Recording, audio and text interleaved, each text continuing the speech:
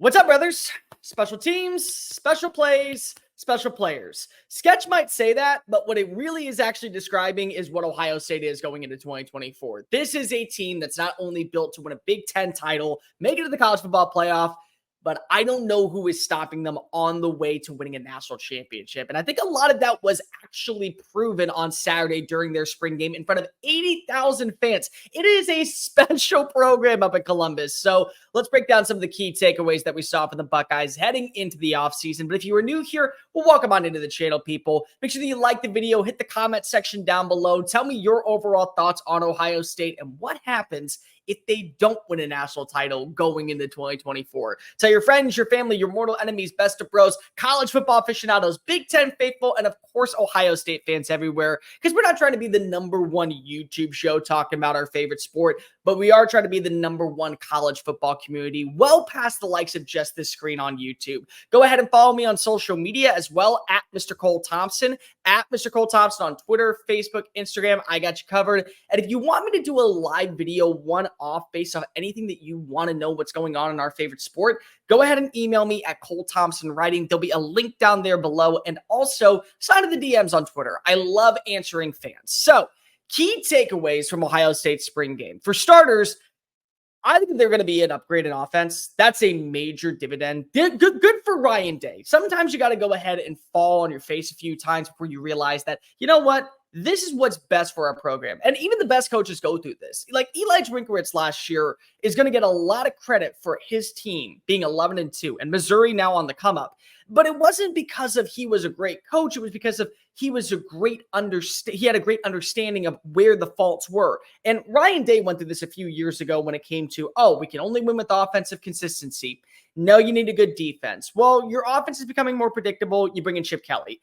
This is a guy who understands concepts like the back of his hand. Like, it's second nature to him. If Chip Kelly could speak quarterback and only quarterback, I don't think he would know a lick of English. But he does understand everything about what it takes to be successful. And he's done it with not as talented quarterbacks as you want to make it out to be. Like Dorian Thompson-Robinson was a good player in college football. He wasn't elite like some of the guys that are potentially going to be here. And you watch as he schemed up great run plays, execution on third down, screen passes that were going to turn into gains of 15, 20 yards against lesser tier defenses.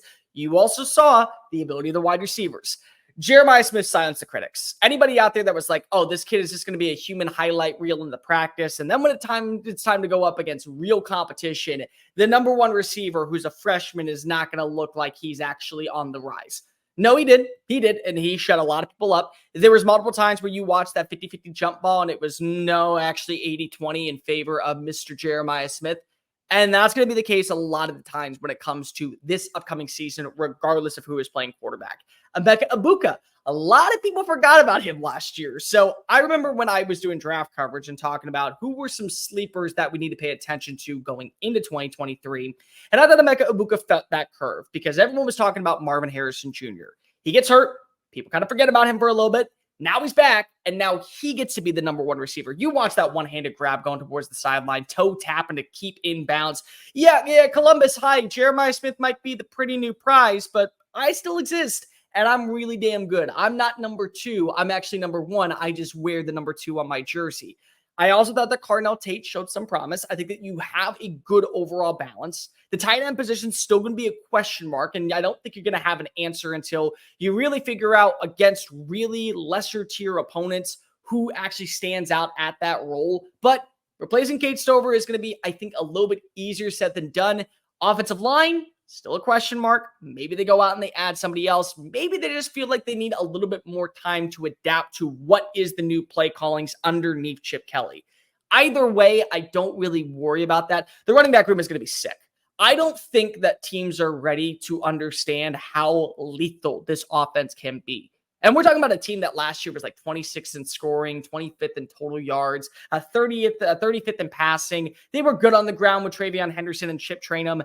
They're going to be elite on the ground with Quinshon Judkins and what you bring back in Henderson. That is one of the most deadliest combinations you are going to see in recent memory in college football. Like, do you remember a few years ago? Actually, this has been like a decade plus, but like Reggie Bush and Lendell White. Do you guys remember how dangerous that crew was out in Pasadena? That could be what you're seeing in Columbus this year. Now we got to talk about the quarterback position. So I don't worry right now. And a lot of people are going to be probably sitting here and going, well, Will Howard comes in and he is just absolutely not winning us over. I don't think he's supposed to win you over. In fact, I would say right now for any Ohio State fan out there, he is not what you're looking for, and you are not trying to be on his mind. The coaches are. His quarterback room is. His head coach, Ryan Day, Corey Dennis, Chip Kelly. Those guys are the ones he's going to have to impress. And as long as he's doing that in practice behind closed doors that we will never see, that we can only hear about reports from coming out of camp by those who are lucky enough to be inside the building, that's really the only thing that's going to stop anybody from taking the job away from him. He left Kansas State, went to a bunch of different schools, and decided Ohio State is the best place for me. And I think until proven otherwise, he is going to be the starter going into week 1. He's going to be the starter going into week 6. He's going to be the starter going into week 14, into the actual Big Ten championship, until he gives you a reason not to. Now, the good news is this quarterback room is very well placed. I thought Devin Brown was fine. I do worry about the injury concerns. He wasn't great by any standard, and he was going up against the second team defense, but I do think that there is at least some bit of optimism when you utilize the rushing attack with his legs, when you utilize the fact that he is not durable, but he's physical. Lincoln Kienholz, I think, is going to be the one that's the odd man out. Julian saying, the reason why I say don't pen in with permanent ink Will Howard's name is because Julian saying is the dark horse in all this. And people forget that, yeah, he went to Alabama, but that was literally like going for a sleepover over the weekend to grandma's house because your parents went out of town. Like, that was the level about what we saw from Julian saying in Tuscaloosa. He's a special talent. And for a year where you have to actually get to the next hype, you have to get to that next level, you have to transcend your roster to actually become one of the premier programs in college football. You can't say never. You have to keep every avenue open. And saying he had some good throws, he was throwing against the wind, so that does give you a little bit of concern. But he also is a true freshman that enrolled early. He's not supposed to be on campus right now. He's supposed to be at prom or skipping school or making sure that he goes out and he has some fun with his buddies on a Saturday weekend. No, instead, he's understanding an intricate offense led by Chip Kelly. And so to me, I'm okay with him making those mistakes now, so that way he learns by the time October rolls around and maybe Will Howard is injured or maybe you're seeing a little bit of regression. You can turn to him and go, we're going to bring your red shirt. You're going to lead us to a national championship. And when you do that, now you feel a lot better about where your team is going for the long term if he does live up to the hype. And if he doesn't, Aaron Nolan had some good throws. Aaron Nolan is kind of like the lost cause in all this. He was a 4-star coming out of high school. A lot of people were excited for him in Columbus. And then Julian Saying said, see you later, Alabama. Nick Saban's not here, so I'm not either. And we kind of just threw him to the wayside. He had several good throws, 2 passes of over 20 yards down the field. I like what I've seen from him so far. I don't know how long he'll be on campus. Maybe next season they'll go into a battle between him and Julian Saying. The loser maybe transfers next offseason. But I do think that if he were to leave a school like Ohio State, there would be multiple offers for him. He would get an opportunity to start elsewhere and compete pretty soon. The last thing I want to talk about when it comes to Ohio State, their defense, it's going to be elite.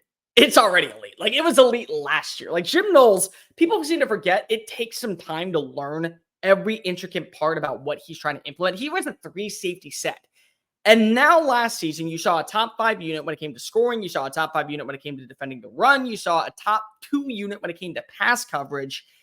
And they added in a human chess piece that literally is going to go everywhere, do everything, and potentially even be the best defensive player in college football with Caleb Downs, freshman All-American from Alabama. That's added in on top of you getting guys back like Denzel Burke, you getting guys back like Jack Sawyer, you getting guys back like JT Tuimalau.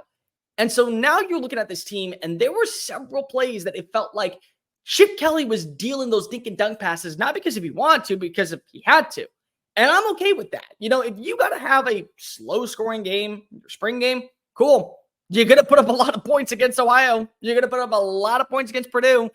Indiana, God bless you. You're in a lot of trouble when this team comes to town because your offense is not scoring on them, and they're going to run it up on you. I think the main thing that you took away from Saturday's game, you felt confident. Everything that you wanted to be seen was shown. Every question that you had was answered. Was it a perfect answer? No, but you knew what you were going into. And best of all, you know where the flaws are. So I don't really worry about Ohio State. They're going to be in the college football playoff. I think at this point, if they don't make the college football playoff, this is more of a concern than actually Ryan Day losing to Michigan, because that means that he lost multiple games. And that's where now you have to potentially show him the door. But they're going to be a playoff team. They're going to be a team that probably goes at least 2-3 rounds of the playoff. They may win the damn national championship. On paper, they're the best team in college football. And on Saturday, in front of 80,000 fans, like Sketch says, special teams, special plays, special players, they're damn special, and they can have a very special season ahead. Make sure you like the video, comment down below. What is your overall thoughts of Ohio State going into 2024? Tell your friends, your family, your mortal enemies, best of pros, college football aficionados everywhere about this channel. I'm not trying to become the next #1 YouTuber talking about our favorite sport, but I would love to have the #1 college football community. So make sure that you continue to tell everybody about this channel, and make sure you're also following me on social media. Slide into my DMs. I love turning them into one-off videos at Mr. Cole Thompson. And until next time, folks, I am Cole Thompson. Later.